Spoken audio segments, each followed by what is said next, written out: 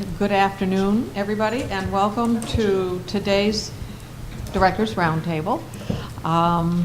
We don't have any special supervisors with us today with special stories to tell, so we'll just get started and go around the table starting with Richard from Utilities. Good afternoon.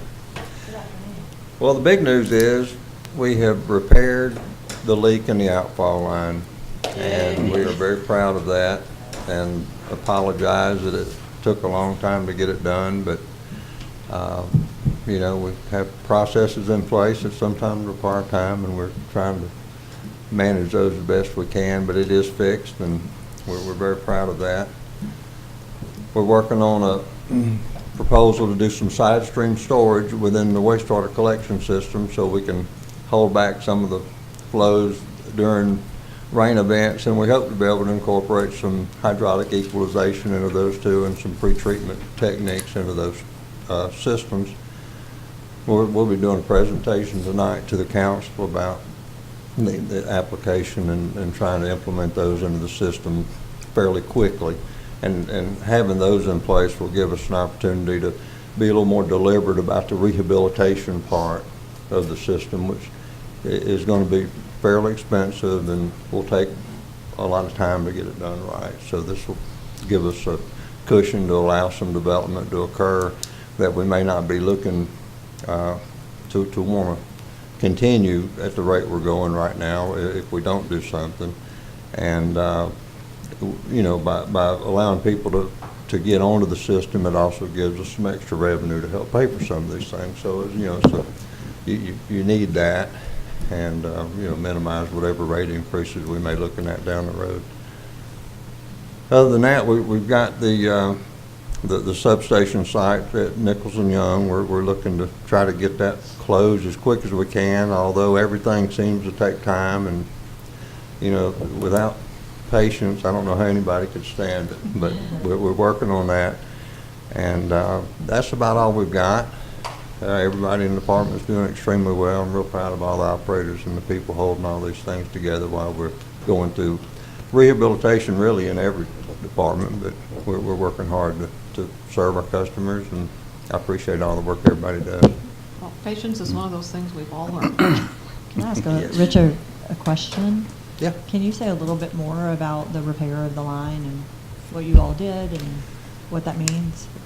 We did, yeah, and you know, back in April we had performed a dye test, you know, from the effluent at the plant, and sure enough, there's a lot of dye coming out right, you know, within 600-700 feet of the beach maybe. And that's the water treatment plant? And that's from the water treatment plant, yeah, and you know, and that wastewater coming out of the plant is permitted to be discharged into Mobile Bay.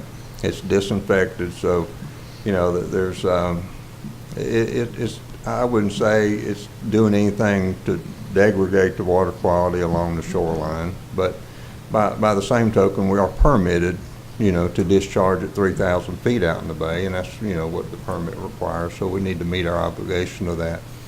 But anyway, we did. We had a diver come in, and they actually excavated a lot of sand from around the pipe. It was installed about 3 feet below the bottom, you know, so there was quite a bit of excavation to take place. And there was a concrete anchor that was pretty close to where the breach in the line was, so they had to slide that over. And then they put a repair sleeve, which went obviously very well. They were able to install it fairly quickly. So, and then we re-dye tested, and everything was clean. So they did a good job, and we're just proud to have it behind us. So we don't think that contributed to any water quality issues per se, but it still was something that needed to be repaired? Is that Yeah, I mean, yeah. accurate? You know, you can debate one side or the other about all that. It's unfortunate that, you know, we had a problem with the outfall line. But there are people who would argue we should be discharging 5,000 feet out in the bay, or maybe 10,000 feet out in the bay. And 99.9% of the time, I don't think it really matters too much.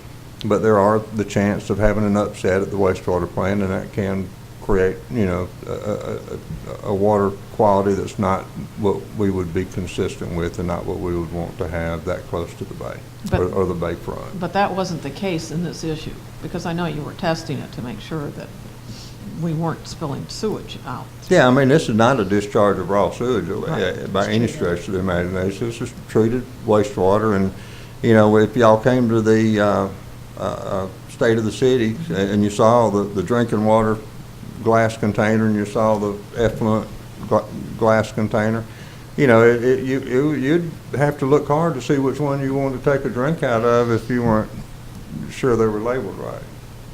But anyway, I mean, it's just one of those things we needed to do, and it's done, and it worked out for us. Super. Okay, thank you. Eric? Yeah, it's a busy time in the building department right now. We are in the middle of our code adoption. Every so many years, generally about every 5 years, we update the building, mechanical, plumbing codes, electrical codes that the city enforces, because that affects our ISO rating, which directly affects the insurance rates of our citizens. If you get a code that's older than 5 years, you lose points for that. So we're in the middle of it. Actually, tonight is the public hearing at the council meeting for the adoption of the codes. The ordinance was introduced at the last council meeting. This previous Wednesday, we had an open house, and we invited builders and engineers and architects and everyone to come. I had about a half a dozen folks who came. They were all engineers and architects, so I know who's really interested in this. And to my knowledge, we were the only jurisdiction in the county that did that. Everybody else just kind of went through their code adoptions and just went with it. But we wanted to give people an opportunity to kind of look at it and let them know what was going on. What we did was we created what we're calling the Fairhope Construction Code Supplement, and that is previously about 13 different documents, from a building code supplement, electrical, gas, water and sewer, wetland protections, red clays, erosion controls. We combined all that into a single document so that we can hand that out, and anybody building can go to this and they'll know all of the city requirements instead of having to go a bunch of different places for that information. One of the major things we did that we added was we did add some drainage requirements for individual residential lots, because drainage is, I tell folks the top 3 complaints we hear are drainage, drainage, drainage. And so we added some requirements on what we're calling infill lots, which are some of these older lots and subdivisions where they're tearing down a smaller house, building a larger house, but there's no detention ponds or piping or anything in those subdivisions. So they're going to have to do some things within their lot. We're going to limit the amount of concrete and pavers and impervious surfaces they have. We give them some guidelines on how to do that. We are due for our ISO rating in May, so we're getting all this taken care of, getting it done. Also let you know that our FEMA maps, which our current maps are dated 2007, we were supposed to have the updates in 2012, and here we are in 2019, and they will go effective April 1st of 2019. And we had some fairly significant changes on our flood maps from the 07 edition. A lot of it too, the residents will be happy about. Down along the bay, they pushed a lot of the more hazardous flood zones out to the water instead of being further inland. So we have some folks that are happy about that. But in addition to that, we are required by FEMA and the state to adopt what they published as a model flood ordinance. So we're wiping out our entire ordinance. We're adopting the new state model ordinance, which has some triggers in there that FEMA added. So I've got that right now. The city attorney has looked at it. Lisa has it. She's going to get it on a council work session so that we can go over it. The other thing we did was because of the planning department received a application for small cell sites from AT&T. So we went and we have a draft small cell tower ordinance that we put together. We emailed it out to everybody. We're going to kind of look at it and see how we want to maybe tweak it a little bit, but it gives us something to start with, because right now small cell towers aren't really governed too much. I mean, there's not a lot to say. So we wanted to have something in place to kind of guide this, because I think AT&T proposed 13 towers, 17 towers, and that's just AT&T. We got Verizon coming, T-Mobile, Sprint, so we wanted to have some guidelines for them. As far as those 17 towers, Mike Jeffries from our office Yes. worked very, very closely with them, and basically they co-located 14 or Yeah, 15 of yeah, those it towers was all on but existing structures. Yeah. So we only have 2 poles, and they're unique because they go in the right of way. Yeah. There's not towers like you would locate like a cell tower we see that's 150 feet tall. These go in It's the about 30 right of way. feet, yeah. And because of the Federal Telecommunications Act, there are some limitations to our authority, some pretty restricted limitations in our authority to regulate these. So, Well, that's cool, because I will tell you that when fiber was brought into my house, AT&T had a guy from corporate there Right. who was very proudly telling me that of all of the small cells they're putting up in Baldwin County, the majority of them were coming to Fairhope. Yes. And people want 5G coverage, Mm-hmm. but I also think a lot of folks would have comments if we start having these 30-foot poles popping up all Absolutely. over the place, compounded by the different providers. Mm-hmm. So that's a lot of poles if you look at everything. So we drafted a draft ordinance, and along with that, we are now starting to work on rewriting our right-of-way ordinance. Our right-of-way ordinance is probably 10 years old, and it's a little outdated. There's a lot of things that we don't cover. So that's the next major project. I want to get through code adoptions, get through the FEMA flood mapping adoptions, and then start working on the right-of-ways. Will we get those in time before they start putting up these small cells? Well, we were fortunate with this. They went through the planning commission, or went through they made an application to the planning department. They also have to go through the planning commission on 115211 review. So the planning department, Mike, like Wayne said, Mike Jeffries did a heck of a job on that. I mean, he went to every site, took pictures, gave them alternative places. But we're good with AT&T. I think we've got that one taken care of. But we're going to try to get this in place as quick as we can. but you're right. I think we'll have more, and we don't want to see a proliferation of these poles because sometimes they're unattractive. So if we can co-locate them or have an ordinance that regulates them a little better, I think we'd be far better off. Yeah. And so that's why Eric took the step to look for other ordinances That's on. great. And it's not uncommon. A lot of cities have ordinances on 5G now, so it's pretty. Okay, super. That's what we got. Fortified? Oh, well, yeah, fortified. Yes, I think we actually, have thank you. something to brag Yeah, I about. appreciate it. We do. Well, we are very fortunate in Fairhope. The fortified program is a private program through the Institute of Business and Home Safety. And luckily, several years ago, the state insurance commissioner mandated that if you meet the guidelines of the fortified program, your insurance provider is required to give you a reduction in your wind insurance. You have 3 levels. You have gold, silver, bronze. Gold is pretty much new construction because you have to see things as they're being framed, how they're strapped and bolted together. But we have actually, one of the executive directors lives here in Fairhope. We have several local engineers that have really bought into the program. So, the city of Fairhope is #1 in the nation, and not per capita, #1 in the nation for the most fortified structures in any city. Fabulous. But yeah, there's almost 9,000, or right at 9,000 of them nationwide, primarily along the Gulf Coast. We have over 1,900 of them here in Fairhope.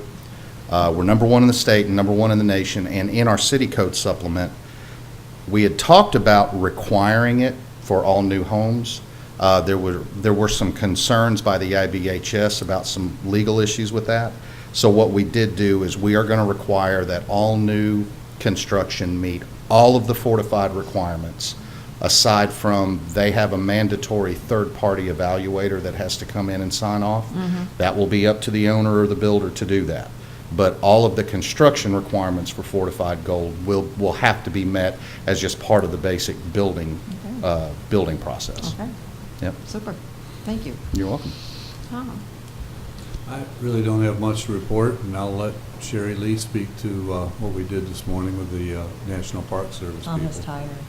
Huh? I said, you're tired now after all that. it We had an wasn't- active morning. We did, yeah. But I'll Okay. let Sherry Lee speak to that. if you Okay. have anything. We're going to skip over Wayne and go to Richard next, because then Wayne and Sherry Lee have a joint discussion.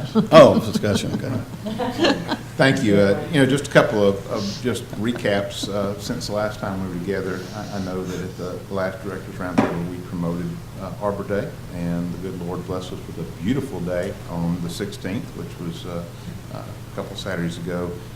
Just a great program, and I do want to recognize the work that Paul Merchant, who is our horticulturist, and his staff do to make that event special every year.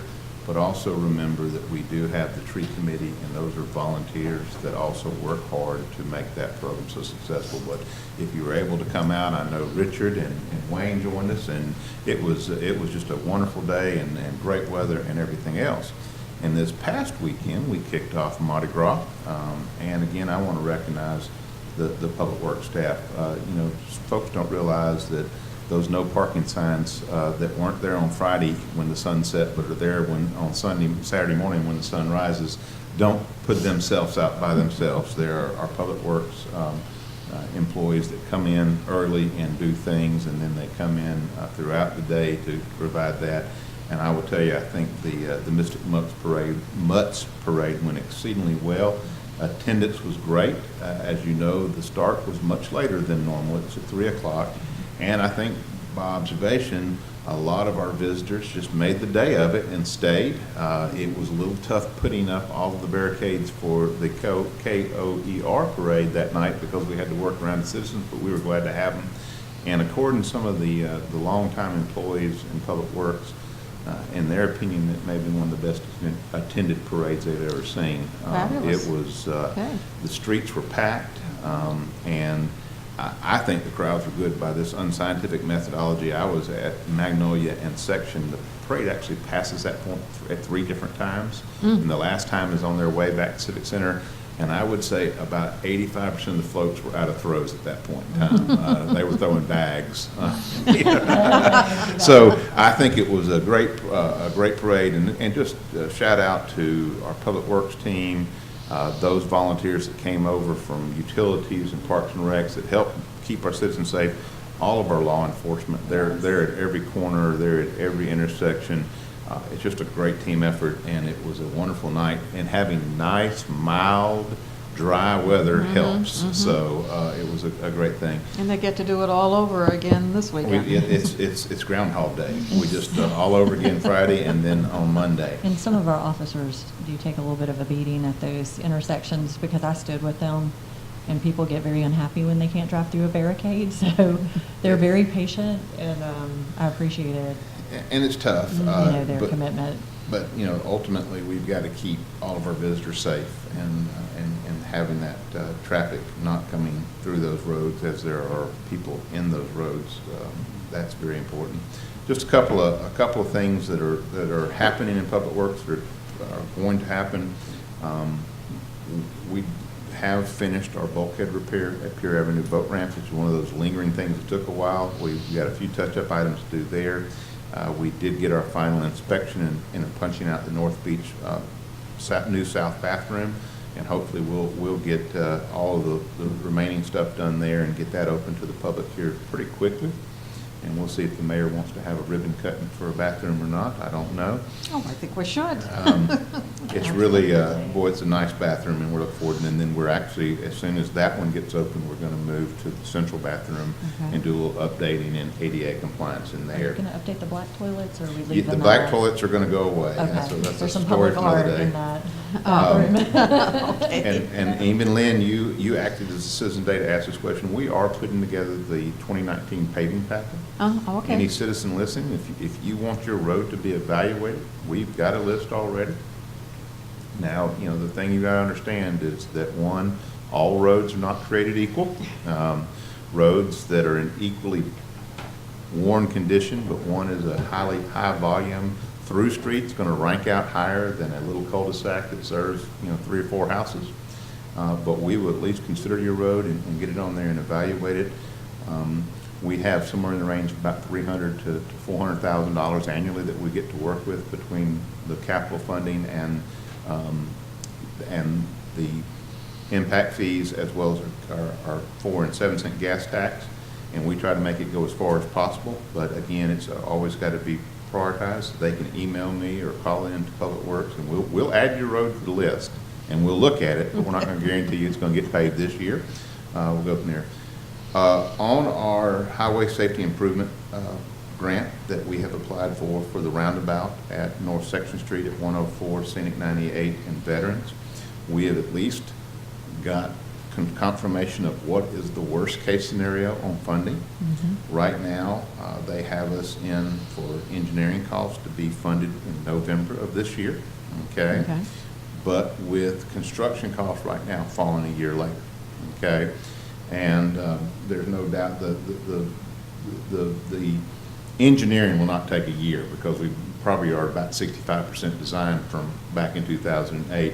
But the good news is everything is submitted, and if monies are available sooner, they will advance that money and let us know. But that's kind of the worst case scenario.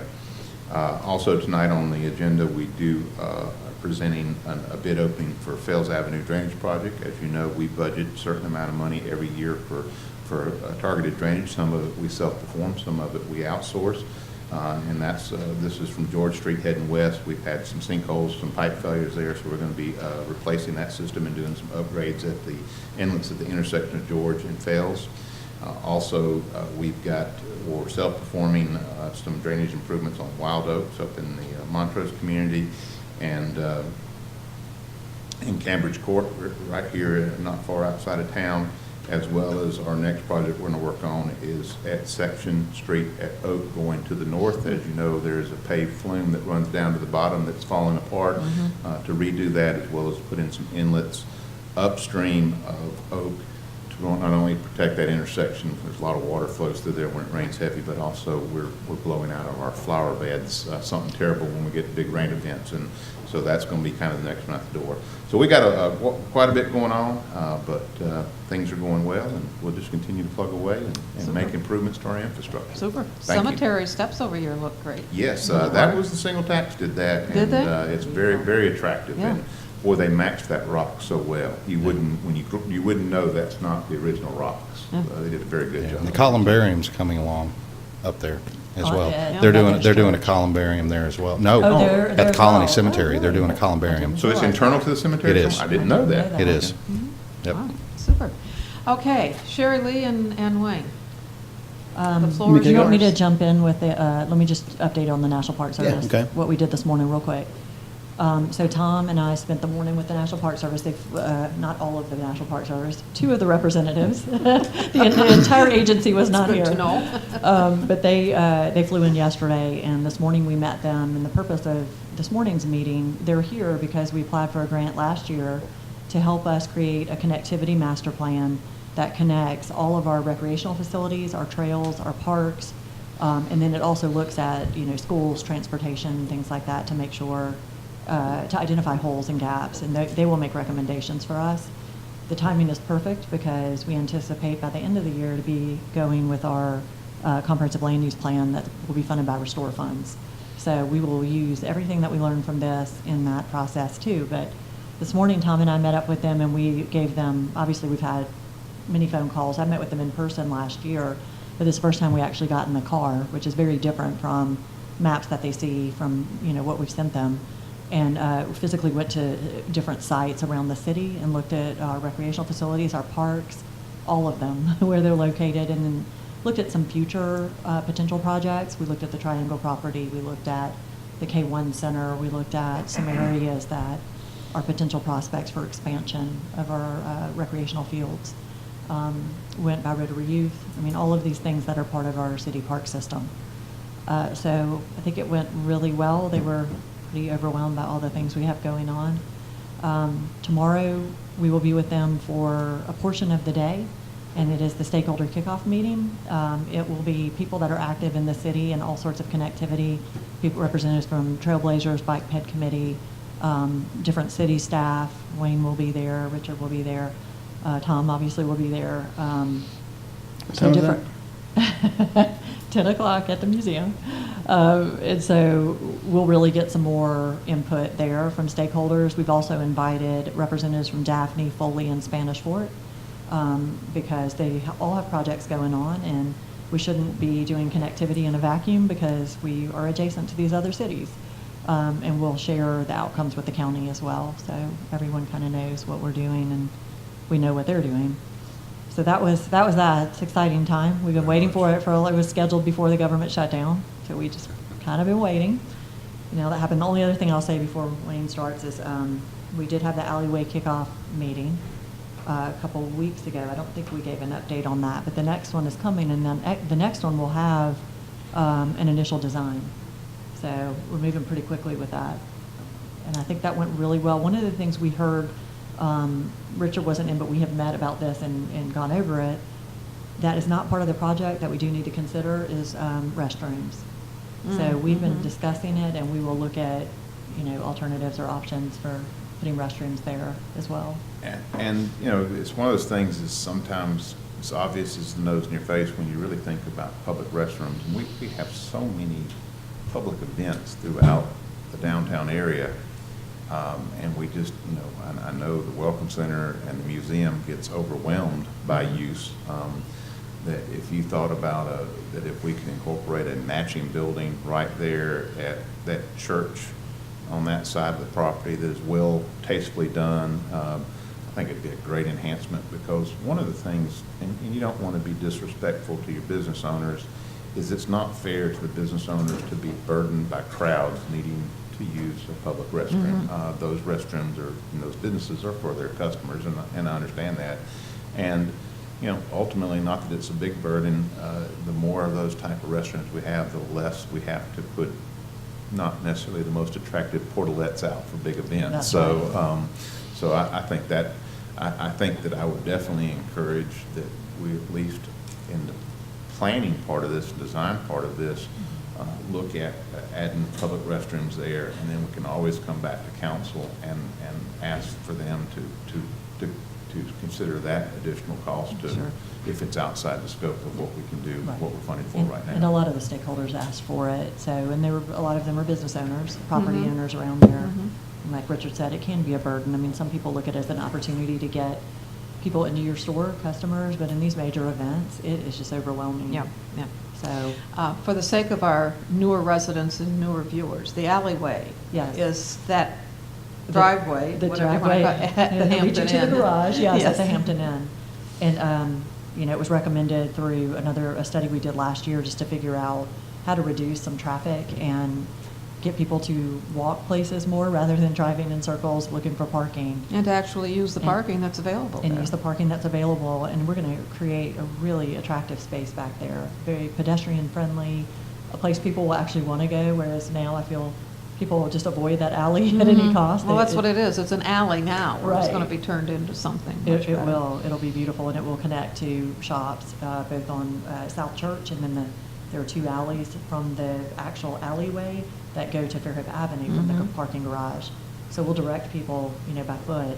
They'll be very connected. And then hopefully they'll have the ability to have a restroom there, which would be great. And obviously the Brat Tub, which is the main part of this project, Super. a way to jump on a Great. bus and go elsewhere. Okay. Wayne? Thank you very much. Just sitting here listening to all these good reports and all. I'm impressed with the level of expertise at this table. It's amazing. A lot of dedication, a lot of people who are dedicated to their jobs and bring a tremendous amount of expertise to the city of Fairhope. And I'm proud to be associated with you guys. So that's awesome. I want to bring up one thing that's been very dear to the mayor's initiative. Her heart is initiatives that she wants to sponsor as far as a K1 Center. She has been talking about this for quite some time, and the K1 Center is a property that's has been vacant for quite a while now. It's a key piece of property in the city. Location is perfect downtown and amongst everything, and what we are hoping to do is to have a community engagement meeting to get feedback from the community and get alternatives, not a alternative, but multiple alternatives of how that property could be used. It's a great piece of property. It does have some older buildings on it. And so one thing we want to talk about today is how we do that and get the feedback from the public and really have some initiatives, some alternatives, put some dollar figures to those, roundabout dollar figures, and try to understand what we want to do with it. I mean, it's a great asset. I think we need to fully utilize that asset and make it part of downtown and really, but also engage the public in that to see, what their desires are. We do work for the public and for the citizens of Fairhope. I think it's very important to get their feedback and to take that into consideration as we move forward with that property, because that's something that will be an asset to us for many, many years. And I think if we do it right, it can be a tremendous asset to downtown and really aid in the success of Fairhope's downtown, which is booming right now and doing very well. And so we're looking at trying to have a community engagement meeting. I'll let Sherry Lee pick up from that and go forward with that. But it's exciting. It's a great piece of property. Again, it's we have several pieces of property around town that's underutilized, that's not being utilized. And whatever that purpose is, I think we need to talk about that and kind of put some thought to it about what is the best and highest use for that property. The opportunities are endless. And you said roundabout figures. We're not putting a roundabout there. No. Just making sure. We're not? We just want to Oh, I thought Estimated Don't figures. say. Yeah, so like Wayne said, everyone knows this is a blighted property at this point. It's a property that's been sitting in the center of our town vacant since 2011. And there have been a lot of efforts around it. I was here when we did Save RK1 and, that campaign, and everyone didn't want it to close in the first place. And, then it ultimately did close, and it's just kind of been sitting with no real purpose since. And it's sad to watch. And I've been approached, I know the mayor's been approached, Wayne has been approached by citizens who are, and I believe, Lynn, you have too, who are just passionate about doing something with this property. And the only thing, we hear all sorts of ideas. We hear ideas about all sorts of things around the city, and that's part of our job, is to listen. But what has risen to the top right now is people just want to be heard. They want their ideas to be documented in some way.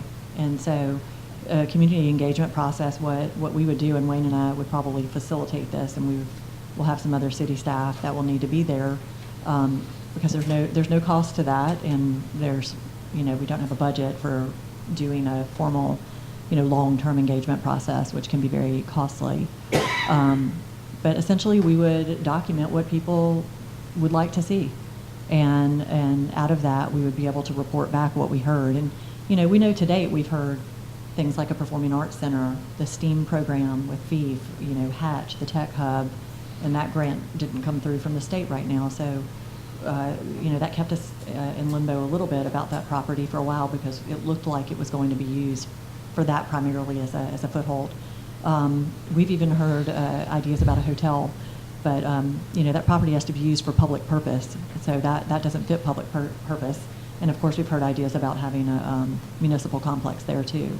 So there's been just a lot of different ideas out there, and the goal of a public process is again to listen, let people give input, let us document that input, and then to report it back out. Here's what we heard, and that report is meant for citizens, for our elected officials, for everyone to see. It's not meant to steer anyone in one direction or another. It's a neutral process, but people really, really want that process to happen. So. I've been a part of these processes before in other places, and I think it was always beneficial. I always thought that these other places that we went through this process with, because sometimes what you have in mind may not have considered alternatives that other people may have had or had thought of. And so I've been in several places where you thought you were going to go in one direction with a certain thought or a property, and when you come together and start sharing ideas, you maybe come up with a whole different plan. So I think it's very much worthwhile to do that. Absolutely. Sharing ideas is everybody does that. Corporations do that. You brainstorm on how to solve problems, and this is not a problem for us, but I do think we need to figure out, as we go forward, how it needs to be utilized. This is an opportunity for the city. It's a fantastic opportunity. It is a fantastic opportunity, and everybody takes pride and ownership in that property, and therefore giving voice to those who have ideas is very important. And like Wayne, I've been involved in these processes in other places, and I will say I've also been involved in projects where that process didn't happen, and it can be a disaster. And I can think of some very high-profile ones that happened, and there was no community process, and no amount of money can fix it once it takes off in that direction Right. without having engagement. So I think it's a no-brainer as far as, from my background, and I think Wayne would agree with that. Absolutely. And so we're happy to do it. How and we're long just does the there to process facilitate. take, generally? We're probably going to do this in just a day for this. Yeah, 2 hours. not terribly long. I mean, I do think you need to kind of get the facts out there about the property. Mm-hmm. I mean, we even considered maybe go out there and showing people around a little bit. I mean, if it's safe to do so, Mm-hmm. Walk and show them what we're around the dealing site. with, and, Mhm. try to have them a full understanding about what we have there. Mhm. What are the encumbrances of the property? What are the other issues we have to deal with? We've got buildings on the property we have to consider, maintenance issues you've got to consider and those kind of things. So I think it's, I think a day, Yeah, sure I Lee think a said. day is fine, and I think, I think following, some sort of digital component, like a survey online Mhm. afterwards for citizens to Mhm. give input to what we heard. I thought the visual preference survey went very, Similar to very that. well. Mhm. Well, that was done online as well, and, I think that's something I think you're right, Shirley, that'd be an awesome way to reach people who cannot come to meetings. Some people are not able to get out, Right. or maybe have conflicts on certain days and so forth, so I think that's a good way to get feedback as well. The fiber survey was so well received that I would almost expect something like the K1 Center would Yep. have an equal response to it. Absolutely. Do y'all have any more ideas or input, anything you want to discuss? I want to invite Mike Jeffers up here. Mike, can you come here for a second? Mike? So we were talking earlier about the 5G. Right here, Mike. Yeah. The spotlight's here. We're talking, I'm gonna embarrass You're him on for a the minute. spot, Mike. But yes, so the Cable Center, I think that's a very, very worthwhile project to take on as far as getting community engagement.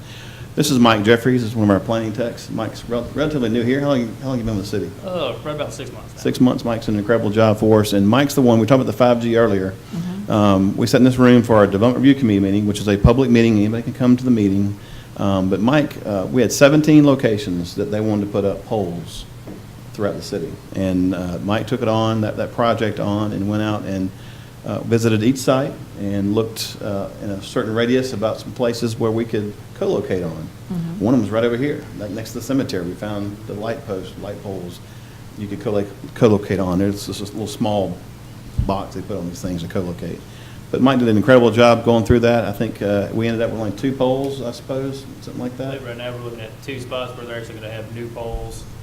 The rest of the poles will be all able to co-locate from AT&T. So instead of getting a bunch of new spots where we're going to have new poles, we're running into an issue where it doesn't sound like a whole lot of poles, but then you start seeing light pole, power pole, then cell AT&T pole, Verizon pole. then a Verizon pole, and Yeah. it just Yes. starts escalating as you start going. But we were able to work with AT&T to find co-locate possibilities at almost every of the proposed locations that they were wanting to put them at. So it was real fortunate for that. Is there such a thing, Mike, as Verizon and AT&T co-locating? We're looking into that into the future to see if that is possible. They lease out their spectrum, whatever wavelength that is that they're using, so we don't have to worry about interference for that. But it's trying to get to make sure that the height that they're going to be, if they have the separation that they need, and then if you get too many of these mini cells on one pole, then it starts looking like an array of towers on there. Okay. So I think we'd probably look into just having them more spaced out equally throughout the city instead of having a big conglomerate of a pole looking up. Visually, it would look more appealing to the eye, Okay. having them sparsely located.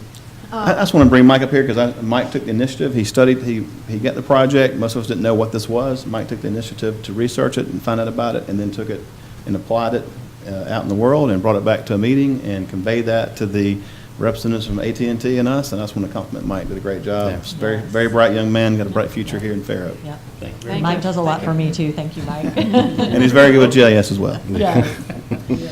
Okay. Anybody else have any more information? Okay, then thank you very much, and we'll get ready for work session.